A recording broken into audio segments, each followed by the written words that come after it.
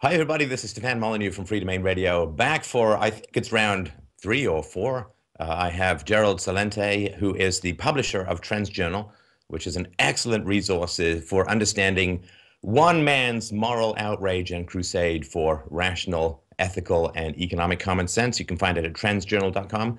As always, thank you so much for taking the time today. Oh, my pleasure. Thank you. Okay, so about 2 years ago, I put out a video, which is, I think, rounding on at 800,000 views, which is there will be no economic recovery.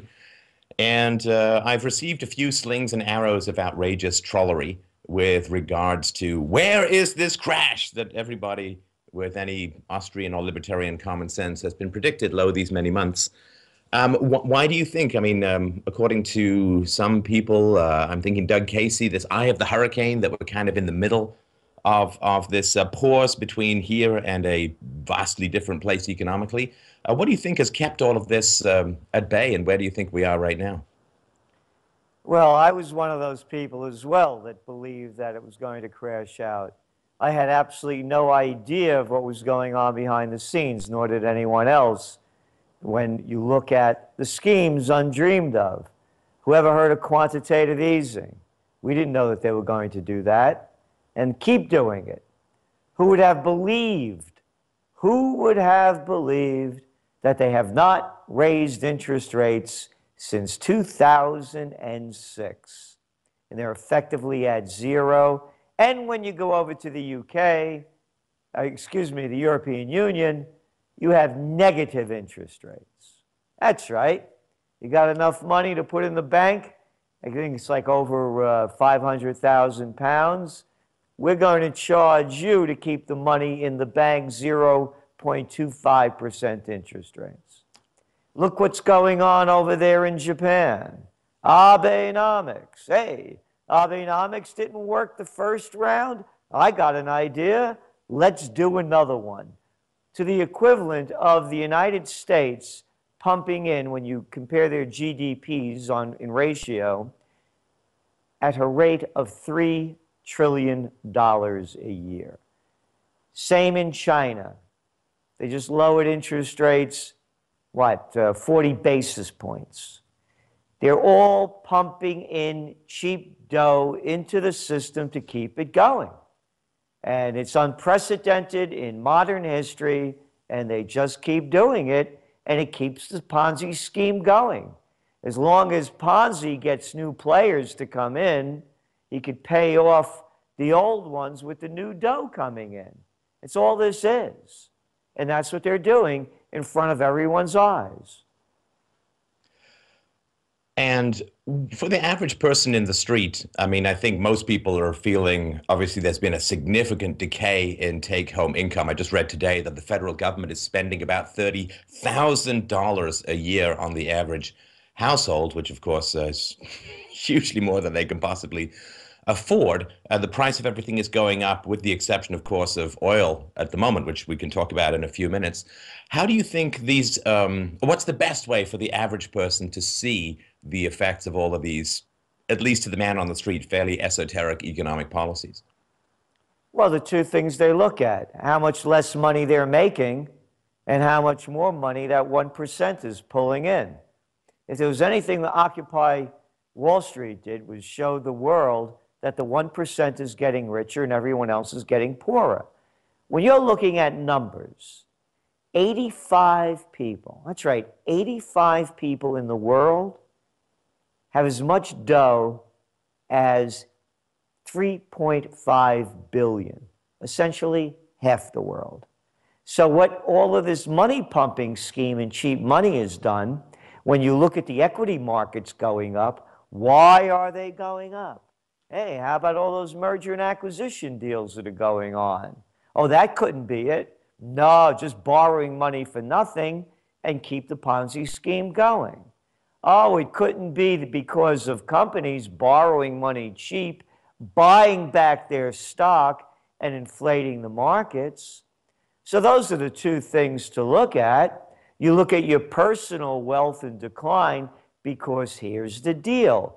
Even if you're lucky enough to have what they used to call in the old days, when I was a young man, savings accounts, Even if you had enough money to put into one, you're not getting anything back because interest rates are so low. So the only people it's helping are the ones that are helping themselves to all the low interest rate money.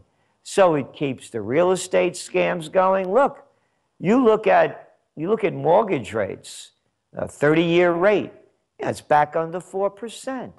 And even at that, there's not a booming growth in the housing market. Yes, there are growth areas throughout the world and throughout the country, but they're basically concentrated in high wealth areas. So if you're in New York City, yeah, welcome aboard. The money's flowing in from around the world. They're boosting the economy there in real estate, but go to other places that have never recovered from the real estate bust. So all of the money that's going in is going to the top. The facts are there. Median household income is below 1999 levels. You look at new home sales, the purchases of those, 40% of those used to be first-time home buyers. No more. That number's down to around 25%. Hey, how come? Well, because these kids are getting out of college with $80,000 in debt, $50,000, beginning their life's career like that. What are they going to buy? I'll tell you what they could buy. They could buy an automobile. How come? Well, step right up. No interest, no income verification. Don't have a job. Future stinks. Don't worry. Sign on the line and you'll zero interest rates for how long? So that's the scam that's going on. So the people in the real world know they're holding 1, 2, or 3 jobs, barely making ends meet. And you look at the job creation numbers. They're mostly low-paying jobs. So people know in their own lives, and then the lies come out of Wall Street that, hey, look at the markets. The equity markets around the world are booming. They're booming because of cheap money. Now, there's always been, I think, historically a tension between Wall Street and Main Street. In the past, and this is obviously not a perfect, but a somewhat idealized, but I think economically sensible version of events. In the past, banks used to look for opportunities to invest, to create businesses, to help support businesses in their growth, and to create jobs. I mean, in the 90s, I was involved in a software startup. We took it all the way to a parent company, a company that bought us out, IPO. And along the way, having credit from financial institutions was helpful. You know, cash flow is king. You got to cover payroll and so on. And there used to be this idea that the manufacturing and the building of companies was like the pistons, and the financial institutions were like the lubricant, to keep everything moving, keeping everything growing. It really feels to me that over the past sort of 15, maybe 17 years, there's been a real reorientation of the financial sector to thumbjiggery through financial instruments, through tens of trillions of dollars in derivatives exposure, through being economic geniuses by getting money from the Fed and depositing it at the Fed and making a quarter point or so. Has there, in your mind, been a disconnect between the role that the financial sector used to play in the creation and growth of jobs, and now it seems to be just a bunch of spreadsheets and old-style Genghis Khan pillaging of the middle class? We're coming out with our top trends for 2015. One of them is called bankism. This isn't capitalism. Nomi Prinz, who I'm sure you know, writes a lot on banking, is the person that's penning it for us. And we came out with the term and the concept that this isn't capitalism anymore. It's bankism. 4 words killed capitalism, if anybody missed it. Too big to fail. Period, paragraph. It's not the old banking system anymore. Bill Slick Willie Clinton officially killed it with the end of the Glass-Steagall Act during his reign as president of the United States. It allowed the banks to become casinos that gamble. It took away the regulations that were put in place after the crash of 1929 so that another catastrophe of that magnitude could not happen again. And who was the clown, the little low-life boy that cleaned up with about $140 million after he pulled the deal off? Oh, you remember him, don't you? Robert Rubin. Robert Sellout Rubin. Yeah, the former head of the Goldman Sachs gang, U.S. Treasury Secretary, along with the other guy that followed him, Fat-Mouth Summers, Larry Boy. The Harvard guy gets everything wrong, makes a lot of money, and keeps blowing off his steam as though we're supposed to sweat from it. These are the people that destroy the country. It doesn't take a genius to figure this out. All it does is take looking at the facts. And the facts are a bunch of people that are a disgrace to this nation, that are traitors to everything that this country was founded upon, sold it out for their own greed. And they sold out. You could buy these clowns out with enough money anytime, any place. And it's not only in America, it's a worldwide. Whether you go to China, whether you go to Brazil, jump on a plane. It's what's happened with the immorality of the leadership around the world. It's destroying the world economies. The money is being concentrated in the hands of a few. The rest are details on how they do it. If you want to look at the details, you keep going back. The deregulation of the Glass-Steagall Act is only one. Robinson-Patman Act, Sherman Antitrust Act, Clayton Antitrust Act. Look, you even go to war without asking Congress. It's a complete bankism takeover. Yeah, I mean, I have no particular problems with deregulation as long as people have to eat their own losses with Tabasco sauce. But of course, that hasn't happened. The too big to fail banks are now like almost 40% bigger than they were before the crash. And for banks to grow during a crash is quite unprecedented. Now it seems, I don't know if you've read this lately, now it seems that they're trying to push their derivatives exposures onto the taxpayers' backs. So there's a bill that's trying to wend its way through to continue funding the government past December 11th.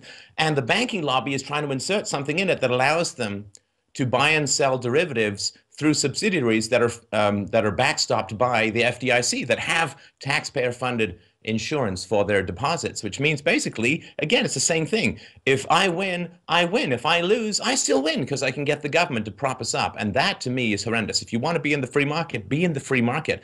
But these guys seem to be just endless liquidity vampires on the soul of the nation.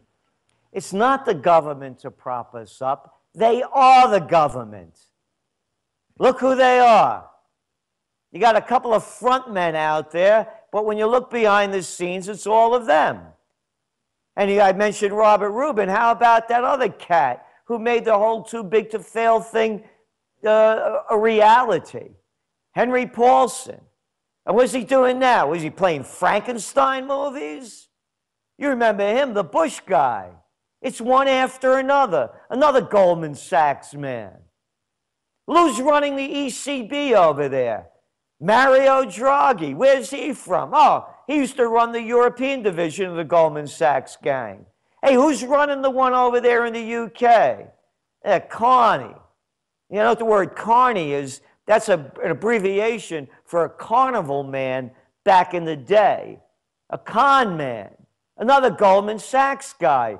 Look, it doesn't take, a genius to figure this out, man. It's 6 words have killed America.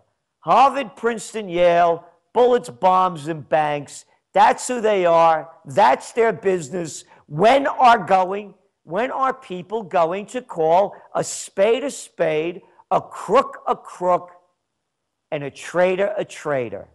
They all have names. And they're a member of the Bloods and the Crips that the public likes to call the Republicans and the Democrats. They're both murderers and thieves.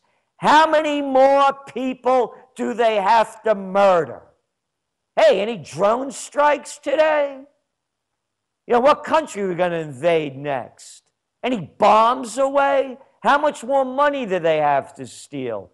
The entire system has been destroyed, continues to be destroyed by two-bit freaks that people still bow down to and roll out a red carpet for. And you got the names there in front of you. How could any self-respecting American look up to a McCain or a McConnell, a Lindsey Graham or a Nancy Pelosi, a lowlife Reid or a little boy Ryan?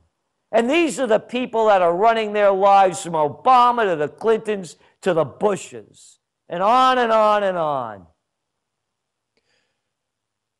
How long do you think it will be before people wake up to the fact that war has effectively ceased to end? I think you pointed out way back in the day and took some considerable heat for it even before 9/11, that there was a huge challenge in the maintenance of peace. And then there was, of course, like the assassination of Archduke Ferdinand in 1914 launched a war that only lasted 4 years. And now what are we in? 13 years, 14 years of the war on terror?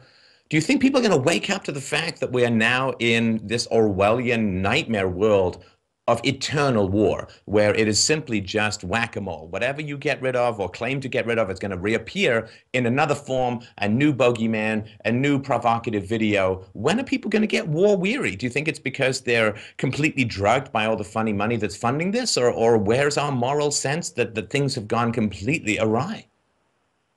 What they do is they sell fear and hysteria. When people that don't have courage, dignity, and self-respect, they buy into it. And you have a nation in decline.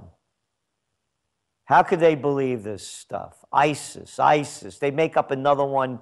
It couldn't be because the United States invades other countries. Let's put it like this. If you were an Iraqi, and let's pretend you're a Sunni, and you were thrown in jail after the United States occupation and tortured, and you're not alone. There are hundreds of thousands of you that they've done it to. They've destroyed your entire nation. They've killed over 1 million people.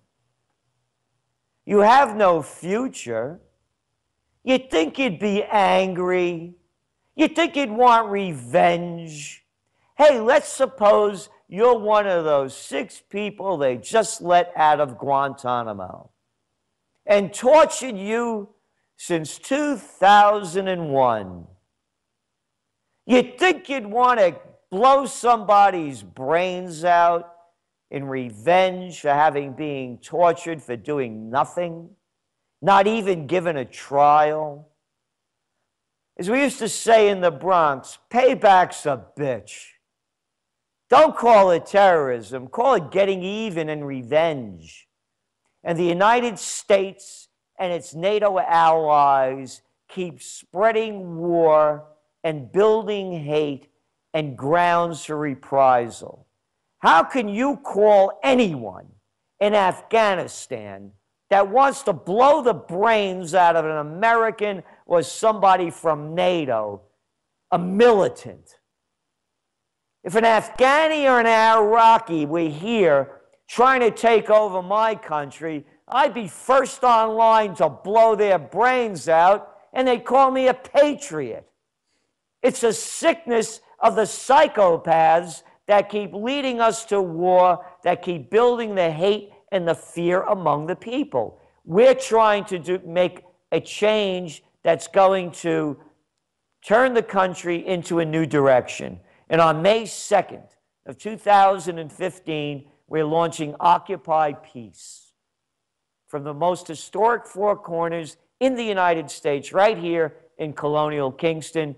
Each stone building predates the Revolutionary War, the only intersection in the United States. Right across the street from me, the Kingston Courthouse. Kingston was the first capital of the United States. The Constitution for New York State was written right there. John Jay was a juror there. 90% of our Constitution was taken from that Constitution. Every one of the founding fathers, beginning with Washington, a real man, not like these little boys that play golf and drive pickup trucks and call themselves commanders-in-chief. This is a warrior that fought in battle. His farewell address, no foreign entanglements. Franklin, no foreign entanglements. Adams, no foreign entanglements. Madison, no foreign entanglements. Jefferson, no foreign entanglements. We are going to honor thy founding fathers. No foreign entanglements. And I don't want to get an email from some jerk saying, well, the world is a lot different now.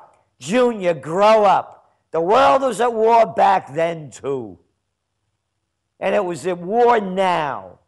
And as long as we keep spreading war, the prophecy of Albert Einstein is going to come true.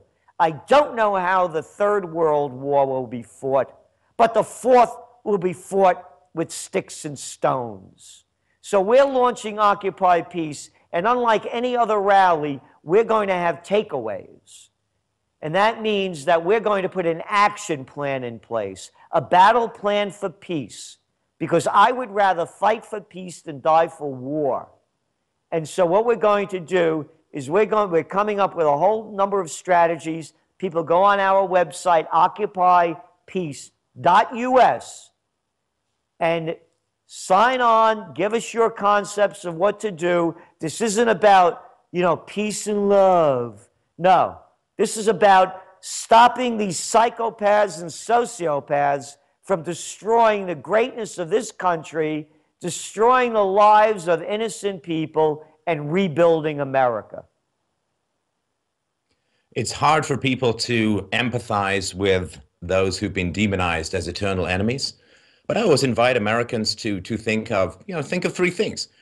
Think of the Revolutionary War, think of Pearl Harbor, and think of the World Trade Centers and the Pentagon. And all of those aroused violent theories and actions of retribution. And the Revolutionary War was fought for ideological reasons, to be sure, but what was the trigger? A 3% tax on tea. What's happened to the Iraqis is infinitely worse than a 3% tax on tea, and the desire to throw off a foreign yoke and a foreign invasion when you compare a 3% tax on tea to 2 or 3 million people displaced, 1 million people murdered, infrastructure completely turned into molten lead and flames. If you look at the desire for retribution that came out of America after Pearl Harbor to the point where they dropped 2 nuclear weapons on largely civilian cities, that is the kind of retribution that even relatively minor attacks compared to what's happened from the U.S. overseas, the U.S. responsible by some estimates for 20 million plus deaths since the Second World War as a result of imperialism. We have far more in common with the victims of imperialism, since we are also those victims as taxpayers and draftees sometimes.